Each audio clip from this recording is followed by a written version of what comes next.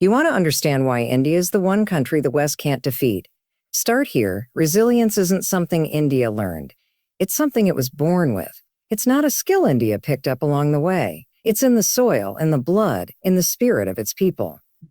We're talking about a civilization that has survived not just years, not just decades, but thousands of years of storms, brutal invasions, foreign rule, looting, famine, division, and yet here it stands, stronger, louder, wiser. You see, when most people get knocked down again and again, they begin to question their worth. But India never did. The chains may have been wrapped around its hands, but the fire in its eyes never dimmed. Even in the darkest hours of history, when every inch of the country was being dissected and exploited, India remained centered in who it was, in what it stood for. The West looked at India and saw a land to conquer. But what they couldn't see, was that you can dominate land, but you can't dominate soul. You can rule a country, but you can't rule a consciousness. And India has always been more than just borders on a map. It's been a consciousness, an idea, a spirit that cannot be broken. That's what resilience looks like. It's not flashy, it's not loud, it doesn't need a stage. It doesn't need validation, it just keeps rising, quietly, relentlessly. And just when you think it's out of breath, it takes a deeper one. It finds another gear. It rewrites the next chapter. Empires came and went, names changed. Flags changed, maps were redrawn, but India remained, because India was never just surviving. It was absorbing, learning, evolving. It was studying the patterns of the ones who tried to break it, and it turned those lessons into fuel. Every time it was pushed down, it didn't just get back up, it grew. It grew in awareness, it grew in depth, it grew in power, not the kind that screams for attention, but the kind that can't be ignored. And don't make the mistake of thinking this is about the past. This resilience is active. It's alive. It's happening now. Look around. Look at how India has navigated a global economy designed to leave developing nations behind. Look at how it's transformed from a post-colonial country struggling for footing into a major world force in technology, space, medicine, and thought leadership. That doesn't happen by accident. That happens because the pain was turned into purpose. The scars were turned into strategy. The wounds were never buried. They were honored and they became a compass. That's the kind of strength that can't be replicated in labs or universities. That's lived strength. That's ancestral strength. That's generational strength passed down not in textbooks, but in the way families survive, in the way prayers are said, in the way hope never dies, even when logic says it should. It's easy to look at shiny buildings and GDP numbers and military budgets and think you understand what makes a nation strong. But those are just outcomes. What makes a nation strong is what it chooses to believe when the lights go out. What it chooses to stand for when standing up means standing alone. India chose to believe in itself long before the world did, and now the world is trying to catch up. There's a reason India can't be defeated. It's not just a country. It's a force that's been refined by fire. It's not fragile. It's forged, and the West can try every strategy, every narrative, every tool. But how do you defeat something that's already survived everything you can throw at it? You don't. You can't. Because resilience isn't built in response to pain. In India's case, it is the response. It is the identity. It is the victory. And that's why you'll never see India bow. You can occupy land. You can draw new borders on a map. You can rewrite the laws, rename the streets, even rewrite the history books.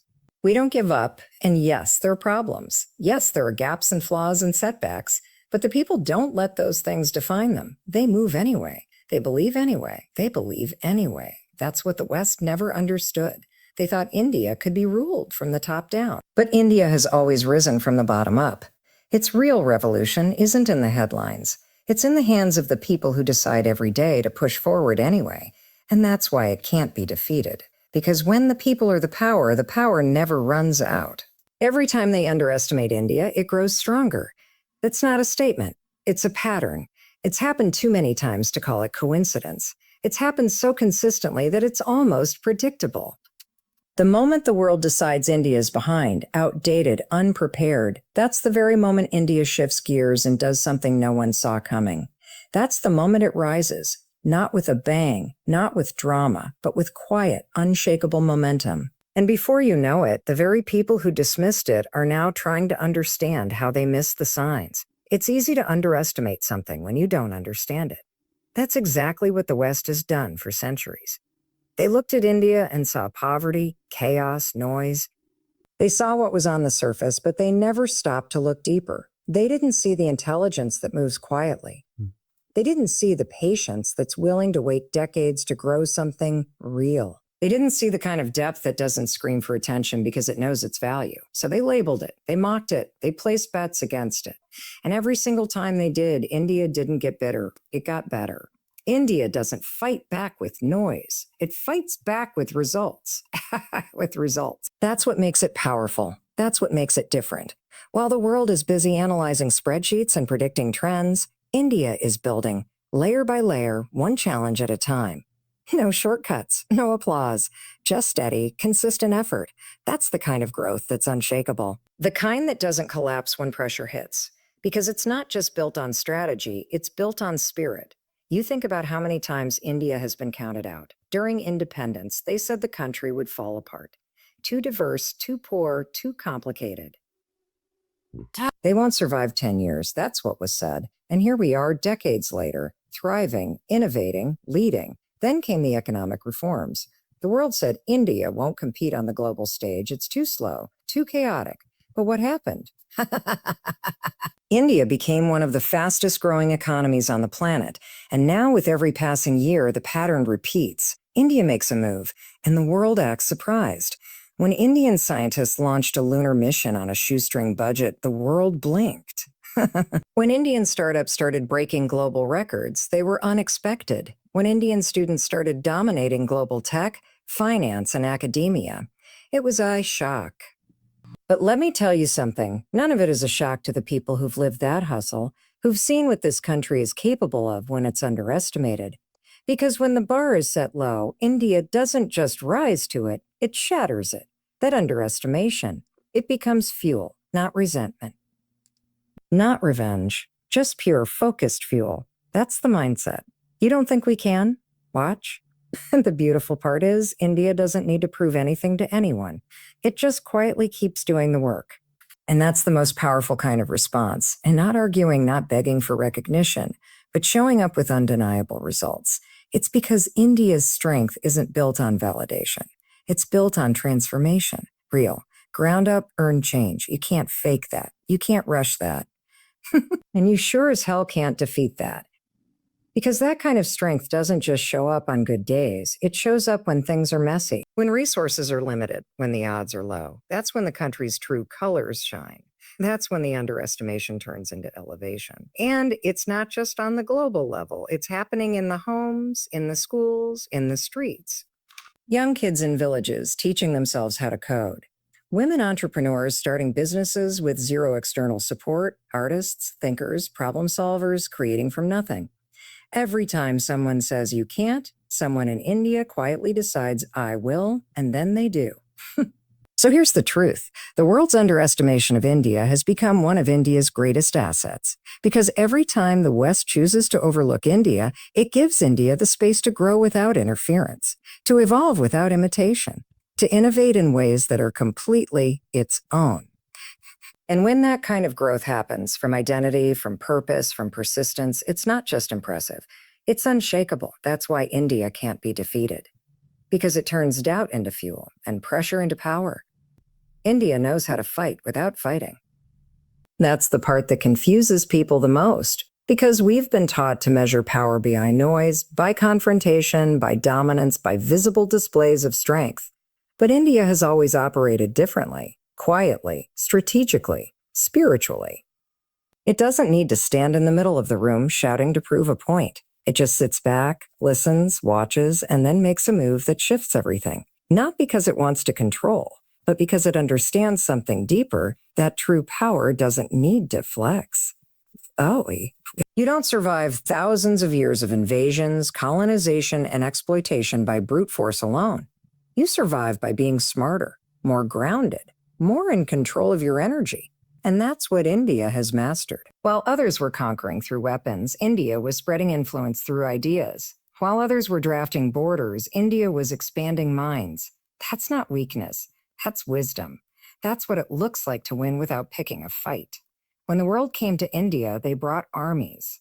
But India didn't retaliate with bigger weapons. It responded with something even stronger: culture, knowledge, philosophy. It fought back with the Upanishads, with mathematics, with Ayurveda, with music and meditation and values that still shape the world today. That's a different kind of warfare. The kind where you don't destroy your enemy, you outlast them. You outgrow them. You influence them in ways they can't even see happening. And by the time they realize what's happening, it's already too late. The seed's been planted. The mind's been shifted. The impact is permanent. That's what India has done over and over again. It doesn't need to take over lands because it knows how to take root in hearts. It doesn't need to silence anyone because it knows how to make its truth louder without ever raising its voice. And it doesn't need to run toward power because power has always been something it carries, not something it chases. Even now, in a world driven by competition and aggression, India still leads differently. Look at how it builds relationships, not through coercion, but through cooperation, not by demanding, but by inviting. It's not trying to dominate global conversations. It's trying to elevate them. That's why its presence on the global stage is becoming more powerful. Not because it's playing the same game as everyone else, but because it's playing its own game, and it's doing it well. This is a country that teaches nonviolence as a way of life, not as a weakness, but as a deliberate, disciplined choice. It's easy to react. It's easy to strike back. But to stand your ground without hate, to fight without losing your humanity, that takes real power. That takes vision. That takes a level of mastery that goes beyond politics or policy. And that's exactly what India has carried through its culture for centuries. It's the same story repeating in every generation. You see it in the way Indian people respond to adversity, with grace, with patience, with quiet determination. It's not about proving someone wrong. It's about proving yourself right. It's about building something so solid, so undeniable, that you don't need to argue. You just need to be. You just need to show up with consistency, with intention, with presence. And that kind of strength, it's harder to understand because it's not built for show.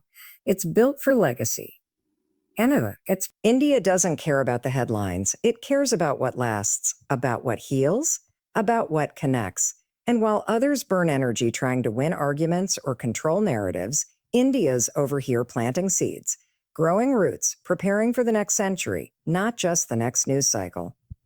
You want to know why India can't be defeated? Because it's not playing to win today. It's playing to endure, to expand, to evolve. And when you know who you are, truly know, then every move you make becomes intentional, strategic, grounded. You're not reacting, you're responding. You're not resisting, you're rising. You're not fighting, you're transforming. India doesn't need to match the world's aggression because it already understands something deeper. Power that comes from peace is the kind of power that lasts. India is not a competitor, it's a civilization. And that right there is the difference. See, competitors rise and fall. They play for trophies, for rankings, for short-term wins. Civilizations, on the other hand, endure. They don't play for validation. They don't chase the spotlight. They carry something much deeper, a soul, a legacy, a rhythm that doesn't respond to trends. India doesn't need to outpace anyone because it's not in a race. It's rooted. And when you're rooted, you don't get blown over every time the wind changes direction. You hear the world talk about superpowers, global influence, military rankings, GDP figures, and yes, those numbers matter. But that's not where India's story begins. That's not even where it lives. India's story doesn't start with its economy or its politics. It starts with something ancient, something alive long before most of the world had even named itself. It starts with philosophy, with poetry, with consciousness, with a depth that was never meant to be measured, but felt. This is a country that has seen empires rise and fall like waves crashing against the shore. And while the waves came and went, the land, the essence remained. Because civilizations don't react. They absorb, they evolve. And India has spent thousands of years doing exactly that. Not in a straight line, not without setbacks, but with a kind of wisdom that only comes from being tested over and over again, and still choosing to rise, not through domination, but through preservation. You think about what it means to last. to really last. Not just survive, but pass down knowledge, values, art, spirit, from one generation to the next, uninterrupted, unbroken. That's not something you find everywhere. That's not something you can create overnight. That takes a kind of cultural memory that goes beyond borders, beyond wars, beyond even language. India doesn't just remember its past, it lives in relationship with it, it learns from it. And then it brings those lessons into the future. And while the world keeps trying to put countries into categories, who's winning, who's losing, who's ahead, who's behind, India simply continues. It continues to grow, to teach, to create. It's not interested in beating anyone. It's interested in being itself fully and unapologetically. That's what civilizations do. They don't need to fight for a place at the table. They are the table. You look at how India engages with the world, not from a place of aggression, but from a place of depth. It brings presence, not pressure, dialogue, not dominance. And that doesn't always get the spotlight, because it doesn't look like what the world's used to. But slowly, steadily, it changes things. Because people remember presence. People remember humility that carries power. People remember wisdom that doesn't shout, but speaks so clearly you can't ignore it. This is why India can't be defeated, because it's not reacting to the world, it's shaping it. Not by controlling, but by offering a different model, one where power is grounded in meaning. Where strength isn't about overpowering others, but about standing so firmly in who you are that nothing can shake you. And that kind of presence, that kind of identity, it doesn't fade. It doesn't break under pressure, it expands. So while others compete for the next quarter, the next deal, the next milestone, India continues to play the long game. And in that game, the one measured in centuries in consciousness and character, India is already ahead. Because when you are a civilization, your value isn't in comparison, it's in continuity. That's why every time someone tries to put India into a box, third world, developing, behind, they miss the point. India's not behind, it's just not in the same race. It's running on a timeline that's older than most countries and still more forward-looking than most economies. That's what makes it untouchable. That's what makes it powerful. It's not just where India is now, it's where it's always been heading. You can't defeat a civilization because it's not built on winning or losing. It's built on being, on remembering, on rising in cycles, not lines, on returning to its center again and again, no matter how far the world drifts. And that's why India doesn't need to compete to prove its worth, because the truth is, civilizations don't compete, they lead.